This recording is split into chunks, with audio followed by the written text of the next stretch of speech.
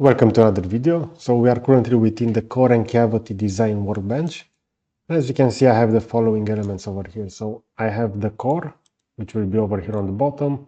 I have the cavity on the top, and also we have the following slider over here. Now, when you are working within this workbench, it's important that you use geometrical sets in order to position each surface within the desired location. So we see over here the one for the core, the one for the cavity. I can go ahead and I will hide those for now. I'm actually going to hide everything, and I'm just going to highlight over here the core. Okay, so the core will look as following. As we can see over here, this surface also needs to be filled with the following. So we have one over here, a fill hole, which is in this case not planar, and we have over here one that will be planar.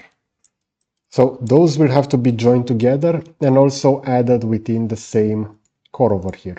Now, if I will hide the fill holes, we're going to see over here the cavity, and the cavity will look like this in this case. And we also have over here the slider, which will be over here. We're going to see that this will have its own direction. So when we're going to have this exploded, it will actually keep the location of this cylinder over here.